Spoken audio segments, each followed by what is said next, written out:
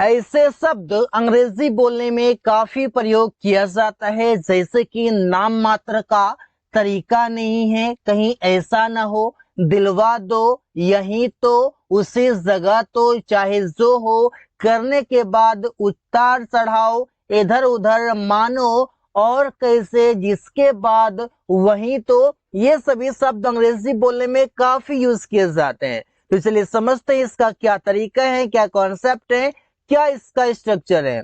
तो चलिए एक एक करके समझते हैं। सबसे पहले है नाम मात्र का, इसका मतलब होता है सो कॉल्ड। इससे आप बोलते हैं नाम मात्र का, तो इसका इंग्लिश हो जाएगा सो कॉल्ड। एग्जाम्पल देखते हैं, वो नाम मात्र का दोस्त है, तो सेंटेंस बनेगा he is so called friend. वो मेरा नाम मात्र का दोस्त है, he is my so called friend. तो सो कॉल्ड के पहले ही आप माई वर्ड को जोड़ेंगे, वो मेरा नाम मात्र का दोस्त है, he is my so called friend. Ravi नाम मात्र का डॉक्टर है, Ravi is so called doctor. Ravi is so called doctor मतलब रवि नाम मात्र का डॉक्टर है, सिर्फ नाम का है। सुमन नाम मात्र का इंजीनियर है, Suman is so called engineer. That means कहने का मतलब यहाँ पर यह है कि वो नाम मात्र का है, बिल्कुल सिर्फ उसका नाम है, काम उसका नाम के अनुसार सही नहीं है। कहने का मतलब यहाँ पर यह था। अगला है यह तरीका नहीं है, जहां पर आप यूज करते हैं नॉट द वे। एग्जाम्पल देखते हैं, उससे बात करने का यह तरीका नहीं है, तो सेंटेंस बनेगा it is not the way to talk to him. It is not the way to talk to him, उससे बात करने का यह तरीका नहीं है। किताब पढ़ने का यह तरीका नहीं है, तो it is not the way to read the book. It is not the way to read the book, किताब पढ़ने का यह तरीका नहीं है।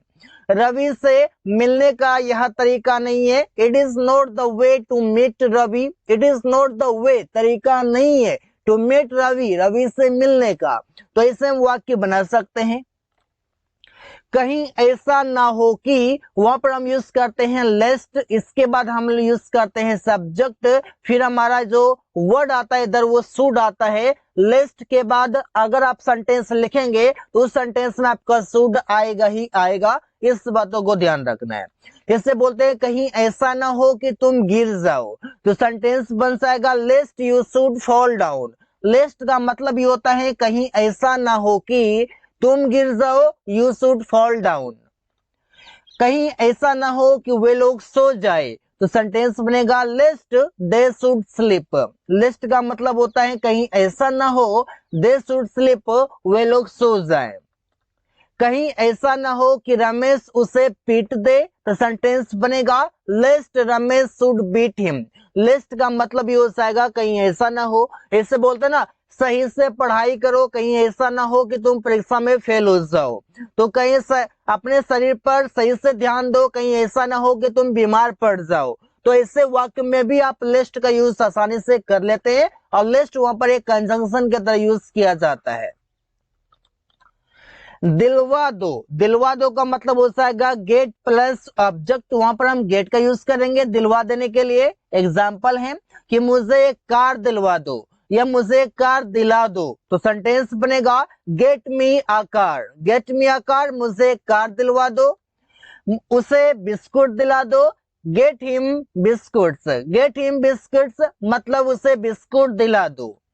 रिया को कुछ पैसे दिला दो, गेट रिया सम मनी। गेट रिया सम मनी, रिया को कुछ पैसे दिला दो। तो कोई भी चीज दिला देने के लिए भी हम यूज करते हैं गेट का।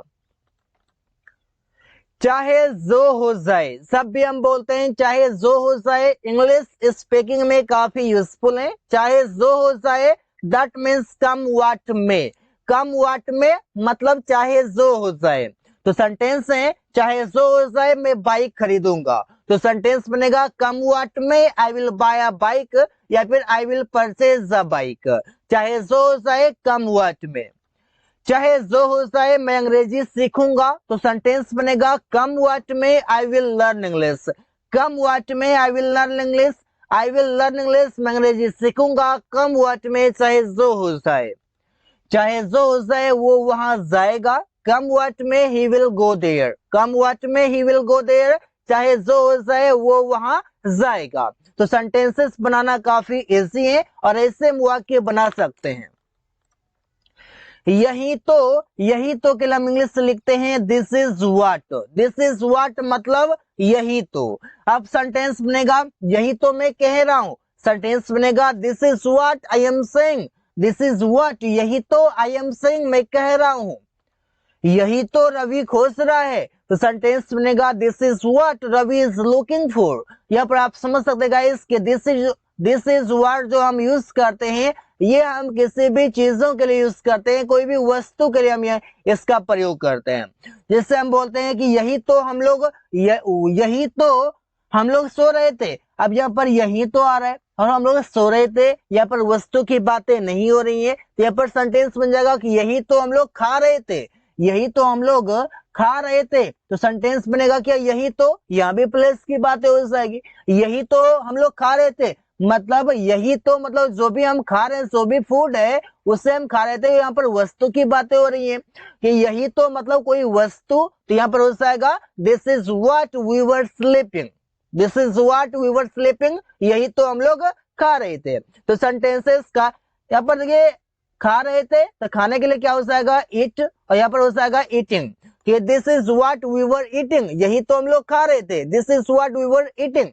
तो सेंटेंसेस आपका यहाँ पर इससे बनेगा, स्लीपिंग आपको यहाँ से कट जाएगा। यही तो वो खा रहे हैं, तो सेंटेंस बनेगा this is what he is eating, this is what यही तो ही इज ईटिंग वो खा रहे हैं। तो सेंटेंसेस देख पाने का आपका कितना इजी तरीके से बन रहा है। उसी जगह तो, सब भी आप बोलते हैं उसी जगह तो वहां पर आप यूज करते हैं दिस इज वेयर मतलब उसी जगह तो, उसी स्थान पर तो। सेंटेंस बनेगा उसी जगह तो हम लोग रहते हैं, this is where we live, this is where we live या फिर that is where we live.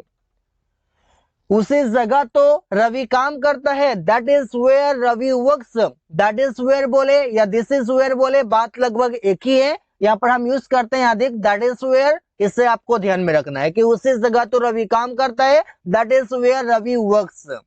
उसी जगह तो तुमने उसे पीटा, तो सेंटेंस बनेगा that is where you beat him, यहाँ पर बेट का सेकेंड फॉर्म यहाँ पर आपका बेट होगा कि that is where you beat him, उसी जगह तो तुमने उसे पीटा। तो सेंटेंसेस बनाना काफी आसान है। अगला वर्ड है जिसके बाद। अब जब भी हम बोलते हैं जिसके बाद तो हम वहां पर यूज कर सकते हैं आफ्टर विच, आफ्टर विच मतलब जिसके बाद। अब कुछ एग्जांपल ले लेते हैं, इससे बोलते हैं मैं उससे मिला जिसके बाद मैं कुछ खरीदने लगा, तो सेंटेंस बनेगा आई मेट हिम मैं उससे मिला आफ्टर विच जिसके बाद आई स्टार्टेड बाइंग समथिंग मैं कुछ खरीदने लगा। अमन स्कूल गया जिसके बाद मैं सो गया, तो सेंटेंस बनेगा Aman went to school after which I slept, Aman went to school Aman school गया आफ्टर विच जिसके बाद आई स्लेप्ट मैं सो गया। उसने अंग्रेजी सीखा जिसके बाद एक अच्छी नौकरी पाया, तो ही लर्न इंग्लिश उसने अंग्रेजी सीखा आफ्टर विच जिसके बाद ही गोट अ गुड जॉब उसने एक अच्छी नौकरी पाया। तो सेंटेंसेस बनाना इसी प्रकार से सीख सकते हैं कि he learn English after which he got a good job, उसने अंग्रेजी सीखा जिसके बाद एक अच्छी नौकरी पाया। करके या करने के बाद, ये दोनों शब्द के लिए हम इंग्लिश में लिखते हैं आफ्टर के साथ बिफोर मतलब वर्ब का फोर्थ फॉर्म यूज करते हैं, फर्स्ट फॉर्म में आईएनसी को सफिक्स करते हैं। एग्जाम्पल है रवि स्कूल से आकर खेलने जाता है, तो सेंटेंस बनेगा Ravi goes to play Ravi खेलने जाता है after coming from school school से आने के बाद, आफ्टर मतलब के बाद। प्रिया रोज किताब पढ़कर सोती है, सेंटेंस बनेगा Priya sleeps after reading a book daily, Priya sleeps Priya सोती है आफ्टर रीडिंग अ बुक किताब पढ़कर, डेली मीन्स रोज। मैं टहलने के बाद नाश्ता करता हूँ, I take a breakfast after walking, after walking टहलने के बाद, कोई काम करने के बाद या कोई काम करके, यहाँ पर ऐसे सेंटेंसेस बना सकते हैं। उसने खाना खाकर पानी पिया, he drank water after eating food, he drank water उसने पानी पिया आफ्टर ईटिंग फूड खाना खाकर। यहाँ पर आपको देखने को मिल रहा है कि आफ्टर के बाद आपका ईटिंग आ रहा है मतलब बिफोर आ रहा है, आफ्टर के साथ बिफोर, आफ्टर के साथ बिफोर और आफ्टर के साथ बिफोर। हमेशा हम यूज करते हैं आफ्टर के साथ बिफोर अगर हमारा वर्ब आए तो, नहीं तो फिर हम नाउन यूज करते हैं। उतार चढ़ाव, उतार चढ़ाव जैसे हम बोलते हैं इसके लिए इंग्लिश होता है ups and down. Ups and down मतलब उतार चढ़ाव। जैसे सेंटेंस बनेगा उसने कई सारे उतार चढ़ाव देखा है। He has seen many ups and down. He has seen उसने देखा है मैनी अप्स एंड डाउन कई सारे उतार चढ़ाव। जिंदगी में बहुत सारे उतार चढ़ाव आते हैं। Many ups and down calm in the life, ऐसे सेंटेंसेस बना सकते हैं। इधर उधर का अंग्रेजी हो जाएगा हिदर एंड दिदर। हिदर एंड दिदर मतलब इधर उधर। जैसे एग्जांपल है कि इधर उधर मत जाओ, इधर उधर मत जाओ, तो सेंटेंस बनेगा don't go hither and thither. Don't go hither and thither, इधर उधर मत जाओ। यहाँ पर आप देख पा रहे हैं इधर उधर मीन्स हिदर एंड दिदर। सुरेश इधर उधर बाइक से जाता रहता है। सेंटेंस बनेगा Suresh keeps on going. Suresh जाता रहता है हिदर एंड दिदर, इधर उधर बाय बाइक, बाइक से। मानो, हिंदी में एक शब्द है मानो जिसका इंग्लिश होता है एज इफ।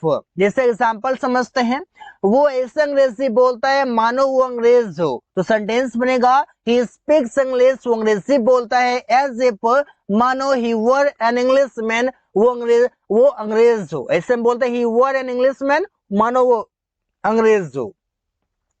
यहाँ पर आपका ऐसे लिखा हुआ है या इस प्रकार से अगर लिखा हुआ है तो इसके लिए हम इंग्लिश लिखते हैं इन सच अ वे।